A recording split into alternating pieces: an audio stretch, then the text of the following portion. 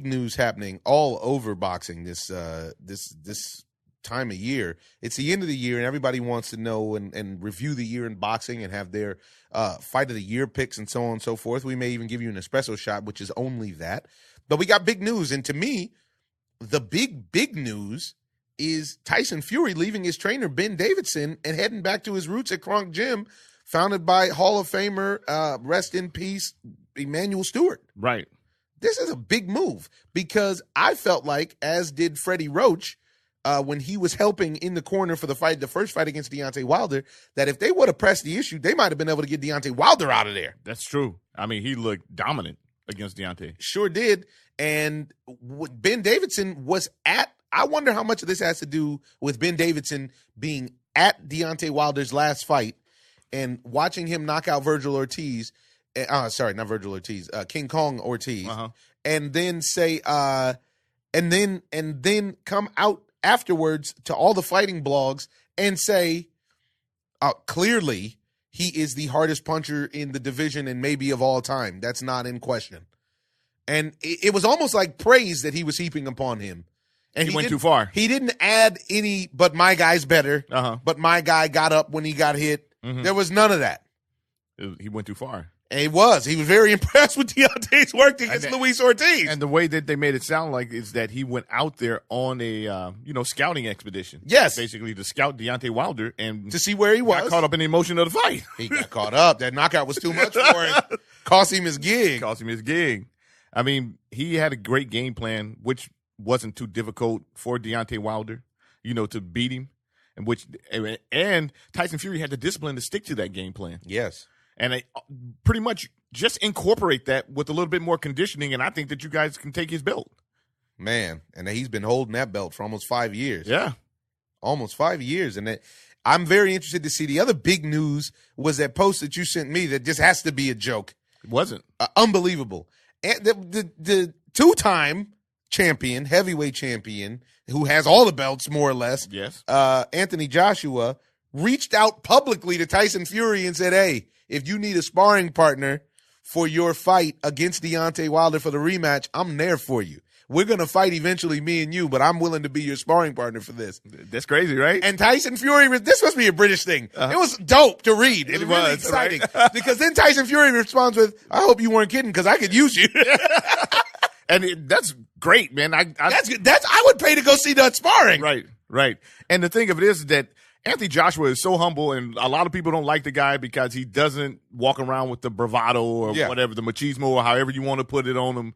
But he's just honest. He said, you know what? I'll learn a lot from even sparring against a guy like that. And he will. And he will because he said he's really recommit himself to the game. To the gym. Yeah, to the game of boxing. Not to the weight room, but to the gym. To boxing. No, to the boxing gym. Because when he beat Andrew Ruiz last weekend, what he did was put on a boxing clinic, which he stayed on his toes. He fought like a fighter did back in the 70s and 80s. He's, No, you can't go that far. No, he did. He formatted his style after that. Yeah, but he did not fight it to the execution of the level of the 70s heavyweights because those guys also, somebody is on the mat.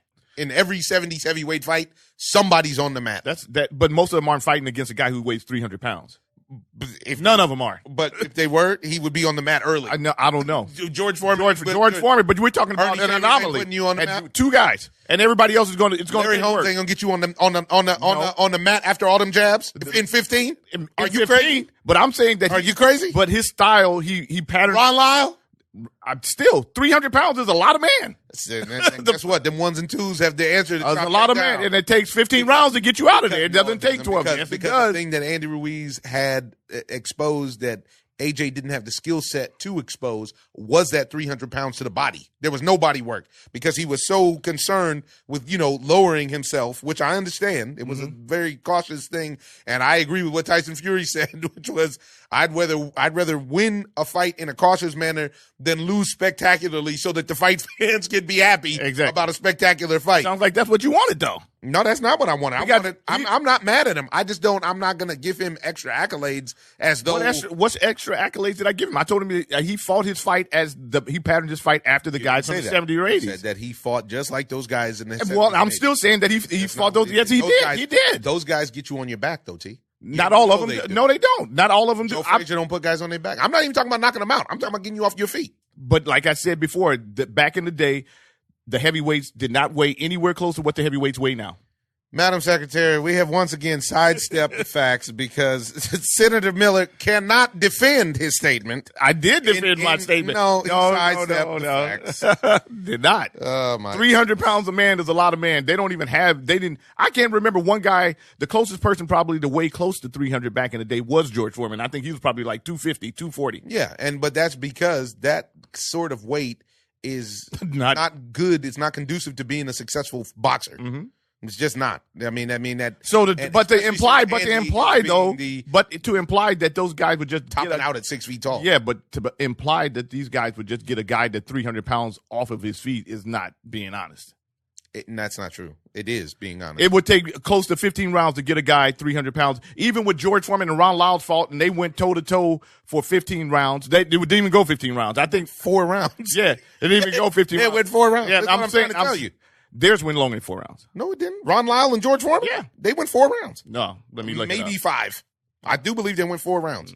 In a fight that if you haven't seen, go watch on YouTube. Great fight. It's arguably the greatest heavyweight fight of all time. It is a great fight. It is a rock'em sock'em robot. And loving it. And so I wasn't overly impressed. But either way it goes, I wasn't overly impressed with him not getting him off his feet. But I was impressed with the fact that he had the discipline to stay with his fight. And man, oh man, would I be impressed to see him join up to fight? That would have to motivate Deontay Wilder in a way that I can't even. Man, if you read that, I'm surprised Deontay hasn't come out and said anything. But what can Deontay say? Because Deontay really has not done anything to even act like he wanted to fight Anthony Joshua, really. I mean, now that the guy's got his belts back and he has a lot to say. But before that, he was sending out, condolences and, he wasn't what we thought he was. He was celebrating as if he had beat him. He celebrated as though he beat him, without question. Yeah, and now, he's grumbling and he's mumbling, but I haven't heard him say anything about them getting it on. Yeah. Well, in other action, did you find out how long the fight was? I'm digging it up right now, child. In other action that has taken place over the weekend, Terence Bud Crawford fought the Mean Machine out of, I do believe, Lithuania, and actually had a little trouble early. And a lot of fight fans are talking about now, suddenly, everybody wants to talk about how he would fare against Earl Spence, and they don't believe that it would be what they once thought it was. Now, I didn't get to see that whole fight. I was at an event, but I got to see it after I was on Twitter and I saw everybody saying that Bud got knocked down and didn't. They didn't call it. You didn't see the. I didn't see the knockdown. I couldn't find it. Oh wow. Yeah. They keeping it under wraps. Yeah, I kept looking. I was looking for it. They showed all of his highlights when he knocked the dude out. Yeah, no, he put him down. He hit him hard too. And Bud, he hit him hard from the point that I saw. I saw from the 4th or 5th round on. And Bud looked like he was, he was in trouble. The first half of that fight, he was in trouble. He turned it up. What he did do was show a champion's heart, but he was in trouble, man. I mean, and there's nothing wrong with that. And there's nothing wrong with that. He got up off the floor and won. If anything, it's more impressive. Yeah, and I'm tired of everybody acting like there's something wrong with a guy getting hit or a guy in a fight down in a fight from another high-end guy that's a 2-time Olympian. Come on. So what can you do? He ended up getting that guy out of there. In a nice fashion, too. Did. Bullied him out of there. He did. And so, I'm not really mad at Bud's performance. And I am more concerned with the health of Earl Spence because Bob Arum came out and said he had insider information that the fight won't happen between them in 2020 or 2021 because of what he deems, and he won't out his source, as credible information that says Earl Spence's health from the accident still remains to be seen if he'll be back in the ring at all and ready to fight at the championship level.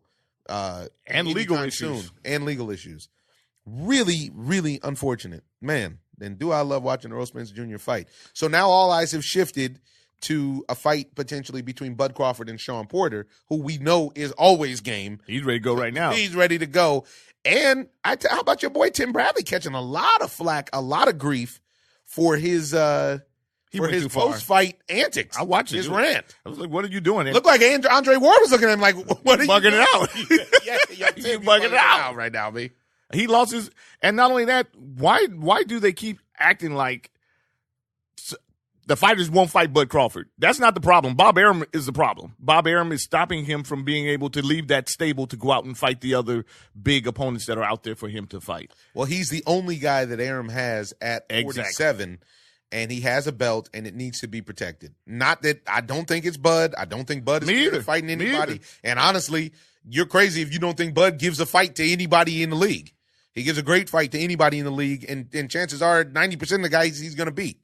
I never thought he could beat Earl Spence, but I don't think he can beat Shawn. I was just about to say, I think he's going to be under a lot of pressure from Shawn because the guy needs to he's notorious for starting slow. And clearly the Mean Machine noticed that and said, you know what? I'm going straight after him. And he had him in trouble, didn't have enough to get him out of there. And Bud is a champion, and he showed the heart of a champion, and he came back. In other action, Teofimo Lopez won in spectacular fashion, at which point he was very interested in getting verbal and vocal and calling out Vasily Lomachenko. He said he wants all the smoke. He's going to knock that effer out because he doesn't like his ass. I think that's big talk, and Teofimo's good. I like Teofimo. You don't think he got him, though? I don't know. Vasily Lomachenko is good, despite what everybody thinks that I seem to think about him. I'm not saying he's not good. I'm just saying he needs more. I need more evidence than 12 fights to crown him the greatest pound for pound. But I think it's going to be I think that's going to be a good fight. If they say since he got Comey out of there, they're talking about February 29th. The real superstar potentially is Golden Boy's Virgil Ortiz Jr. though. Man, that guy looks great. Are you kidding me? Man, he looks good. He did. Was this your first time seeing him? No, I've seen him fight before. And we've spoken about him, actually. Me and Ellie spoke about him on air before. That kid can go. He's got it all. And he's a part of that Garcia family of boxing, and they teach you how to get it done the right way. I mean, he looks great, dude. There's nothing to stop him from going all the way to the top. And the guy that he fought was actually just not like a journeyman. That guy had skill set. He sure did.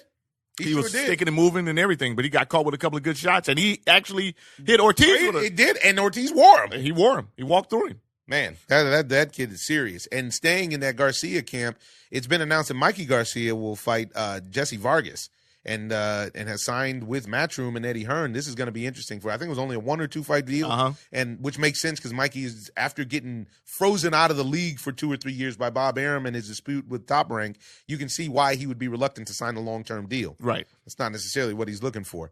But I'm interested to see the fight. It'll be Mikey's first time back in the ring since that lopsided beating he took from Earl Spence. But now this will be interesting to see. Do you know if this fight is at 40? I don't know where it is right now because they've been sort of vague with it so far. So I don't know what the weight is. And he's staying at 147. Is he? Wow, look at that. I wonder why he's doing that. I mean, he's getting older, so maybe it's easier for him to carry that weight. Maybe. I mean, but he's unbeatable at 140 and below. I know, but nobody beats Mikey at 140 and below. But it's harder for him to I'm sure. And he's going to lose a little bit. And Top Rank will never give him that fight, which is the biggest fight to make down there against Vasily Lomachenko. Mm-hmm. We know that. Yeah, we know they won't give him the fight, which is terrible. But going on this weekend. And Foreman, they went 5 rounds. It was 5 rounds. Yeah. And you know what? Ron Lyles was 34 years old, which is crazy, boy. He did the time in the pen. And Foreman was 27. He was in the pen. I want to say he did 5. Something crazy. Like, he did hard time. If you haven't seen it, watch that documentary Facing Ali. They talked to Ron Lyles directly, and he talked about doing 1,000 push-ups an hour off a bowl of spinach. This dude was hard, and he was mean. Hard puncher, too. Yeah, and a tough fighter. And he talked about how fighting Muhammad Ali changed his life, the trajectory of his life, which is great. And so this weekend coming up, where we are going to be, is matter of fact, have you checked in on the tickets? We got to get a ticket game together. I got to hit him. Unless we got to go buy them. With Jermell Charlo versus Tony Harrison from Detroit. And boy, oh boy, he's talking stupid at the weigh-in and everything. If you go back and look at that fight, Harrison did not win, and it wasn't really even close to me. And we're going to see, because we know good and well that Charlo and Derrick James want their belts back. They want them back. They need to have them back in the stable. Yeah, and it's going to be taking place in Ontario, California, folks. If you are interested, if you're in the area, it should be a good night of fighting out in Ontario. Charlo brother, Little Charlo as he's known, Jermell, fighting Tony Harrison. Also taking place this weekend, friend of the Ozone, King Gabe Rosado is back in the ring out in Phoenix on Friday, which is an event that's headlined by Danny Jacobs versus Chavez Jr. And so it's a big week for boxing and wrapping it up for the year. Going to be time to see who gives us fight of the year and who wins the fight of the year, round of the year, all that good stuff. He also got on here word of, unfortunately, Vladimir Klitschko talking a comeback. Looks like he's 43 years old. Looks like he's not impressed by the heavyweights of today. But he really hasn't taken that much punishment. No, not over the last 12 years. I mean, the only person that really touched him up was Joshua. And that might be enough. That is enough at 43. Yeah, and that's big man pop. Yeah. He was a great champion, but it just seems like it's so hard to put him down. It's so hard to put the gloves down. Yeah. Right? You've done everything. You were a champ for like 10 years. You held the belt. Right, just like Evander's talking about coming back. Wow. I mean, come on, Don't do it. Don't do it. These guys, these young guys are going to rip you a new one. Yeah, and you're going to end up in a bad space. Speaking of a bad space, shout out to the champ. Leon Spinks had a health event, and his wife is calling for thoughts and prayers. Yeah, they hadn't said what's wrong with him, though. No, which usually isn't the greatest sign. It's a lot of punishment in the sport of boxing. A lot of punishment that catches up with you later on. That's why it seems like it catches up to you all at once. Yeah, and it's a need for them to have some kind of health care or benefits or something. Yeah, because these guys get in a bad way like this, and then we don't know Leon's situation, but I can't imagine that he's too well off that he can stay at hospital for so long without breaking his family. Yeah. So shout out to the champ. And we're praying for him, for sure. Also, we have former pound-for-pound king Roman Chocolatito Gonzalez is fighting December 23rd. He's taking on a fella named Diomel Diosos. And a tune-up fight, he said it's necessary to get him back in title contention next year. He says his manager said Roman is highly motivated. He's looking sharp, and his knee is back to normal, even better. Roman's eager to showcase that his knee is in great condition after surgery and that with God's help, he will be the junior bantamweight king once again. We understand that it takes one step at a time, but he is more than ready. Very interested to see if he can regain his former dominance. It's going to be difficult. And whatever happened to the Thai homie? That's what I want to know. He just had girl problems. He disappeared off the map. You're having girl problems. I feel bad for you, son. Messed up his mind, scrambled his eggs off. He hasn't been able to make that comeback. He looked terrible his last fight. He sure did. His mind is all messed up. And speaking of which, Canelo vacated his WBO light heavyweight title and thus moving back down. As he should have.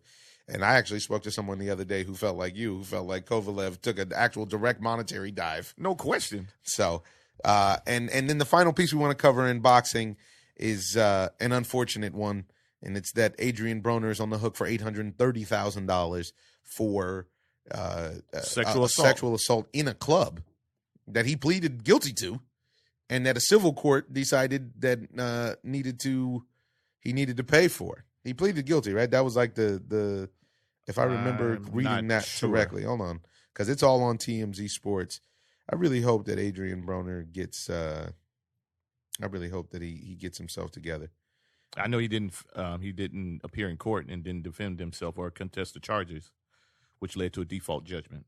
Yeah, and more legal problems as well because Josh Taylor actually ran into some problems being on a drunk bender out in Scotland and cussed out and dropped some homophobic slurs apparently and cussed out a doorman of Asian descent, and that he actually said that he agrees he was out of line.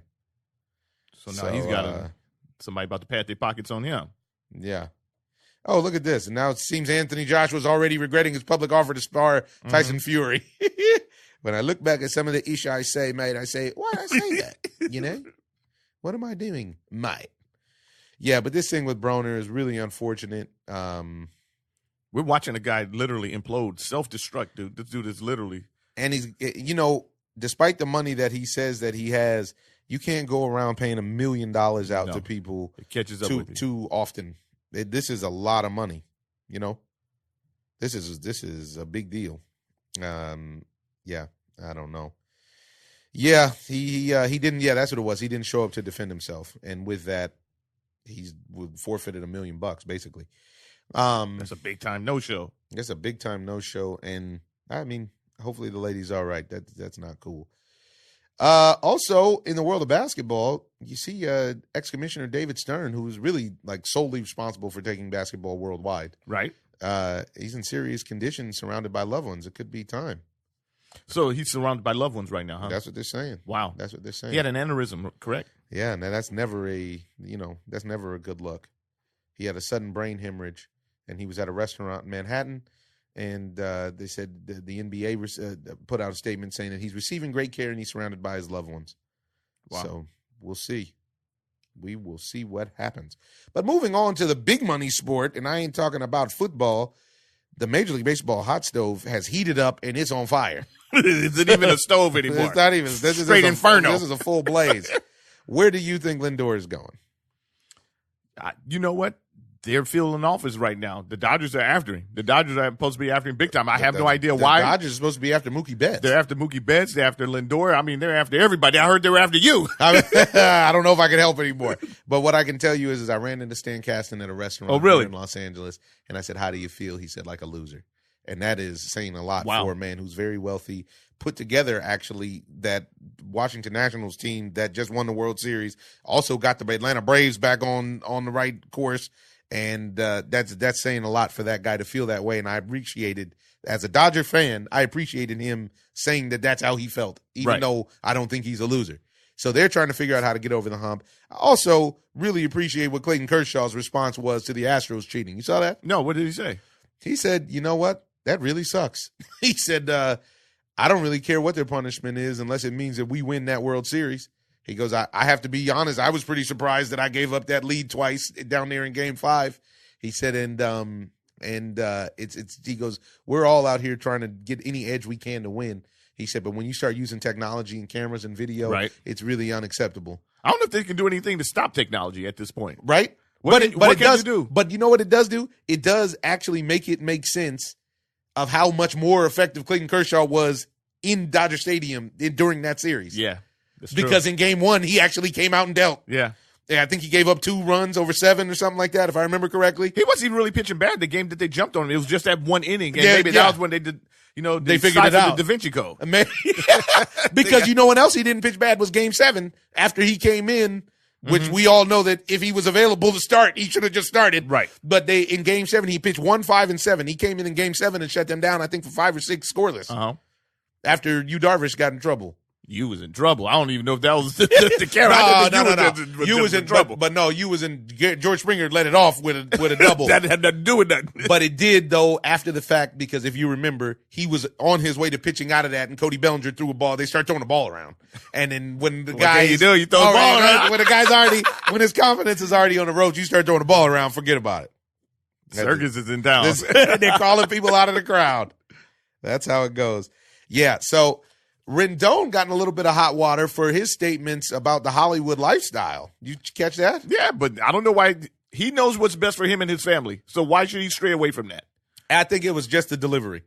I think that's all it was. Even if it was the delivery, listen to the message. He's saying that it's bad for him. He knows his weakness, I guess. And he said that, you know what? This best for him and his family to stay out the light. And he said he spoke with a lot of people about it. And we've seen it before. We have definitely seen it before. It brings you down. LA can do that. We have that power. Or it can build you up. Yeah, but where are you in your life? That's true. He's a family man. That's true. So, if he's going to come and live this kind of lifestyle in LA, you got to, if he wants to finger pop and all that kind of stuff, get caught up hanging out and all that. Well, it's not like he's 2 hours away. He could drive down the street. He could walk. It didn't even matter if he's in Washington. He could fly down. But that's what I'm saying. Multi-millionaire. He owns a mansion and a yacht. Exactly. Biggest surprise of the offseason to me so far is Madison Bumgarner choosing the Arizona Diamondbacks. He said something about his horses. He baseball players are special people, dude. Are you kidding me? Something about his horses. I wouldn't be surprised it would have something to do with massive Trump support in Arizona. And just being so Bumgarner's a Trump supporter. I don't know, but I know that he's from North Carolina, and he comes off to me like he could be MAGA, and I don't know. Maxi Priest and MAGA, and if he is, it had to be very difficult for him living in San Francisco for the past 10 years. Had to be very uncomfortable. They put the liberal in liberal, right? So he decided to sign for $5 and $85 million down in Arizona. For what reason I don't understand, because they don't have anything going in Arizona when it comes to being a championship contender. Maybe that's crazy, right? He would have done better went to San Diego. He would have done better to go to San Diego. He sure would have. I don't know. I don't understand. Dodgers signed Blake Trinan. That's a big signing. Which is a big signing, especially depending on how they want to use him in relation to Kenley Jansen. I think that he's going to close. I mean, I don't think you get him to not close. Yeah. You want to speak about Tampa and the kid Yoshitomo Susugo? I'm not that familiar with his work, but his numbers look very impressive. Yeah. I don't know how they translate into the show, yeah. because he had 29 bombs. So over here, then that means maybe you give him love. I'm going about 15, 16. Yeah. Bat 240. Because we throw that cheese over here, boy. There you go, that gas. Yeah. But he's going to be fooling with Hunter Renfroe, so we'll see what ends up happening. Yeah. Maybe that'll help him That's out. where they put him in the lineup. Yeah, but he actually would have benefited from being around Tommy Pham, I think. Yeah. In What's the up, lineup. fam? And then Corey Kluber to the Rangers. Just funny, Corey Kluber, they just moved Corey Kluber's got to be maybe one of the most underappreciated aces of the modern era. Right. Because since he blossomed later, he didn't really ever get that crazy deal. Even the deal that he got was team friendly. And Corey Kluber can dominate with anybody during that period when he was dominant. Well, he broke his arm. And, I think that they might be a little scared at this point. Gun shy. But then you have Clevenger also that's coming up now. Now they're talking about Clevenger to the Dodgers as well. They're talking about Clevenger and Lindor, and they're talking about how they don't want to give up Gavin Lux. And to me, the guy I wouldn't want to give up is Dustin May. Oh, Dustin May. Are they going to give up Dustin? They're talking about Dustin May and Gavin Lux, and that's why. Oh. That's why. So they're just swapping pieces happening at this point. Then I'm not giving up Dustin May. Yeah, he's nice. That kid has the potential to be a generational talent. Yeah, he's got the big arm. And I'm not mad at Gavin Lux, but they're talking about Alex Verdugo. Wow. Yeah, Lindor, because it's 2 years of Lindor. They're talking about Verdugo. That sounds like a book. It's a Verdugo. Yeah. 2 years of Lindor. It's nice. It's a reflection piece. I spent a lot of time on designing this. I call 2 years of Lindor. Yeah, man. I can't give it all that up. That's like giving it all up for Anthony Davis. You know what I'm saying? That's a lot of booty up there. You're giving out a lot of booty. I don't know if I can do it. Lux, Verdugo, and May.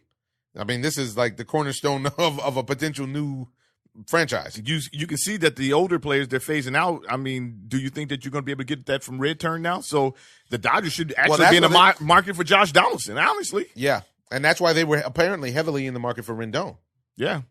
So there was talk about Red Turn moving to second base, or I don't know what's going to happen, to be honest, folks. We'll keep an eye on the hot stove.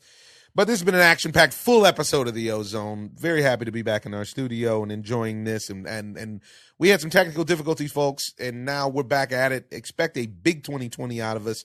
Want to leave you with a quote from one of my ex-girlfriend's favorites, Dr. Wayne Dyer. And it is, peace is the result of retraining your mind to process life as it is, rather than as you think it should be. We're all in this thing together, folks, and we're looking for some peace, some love, and some harmony. I'm your host, Omar Miller. Take care of one another, and this is the OZone. OZone. I'm just living the dream.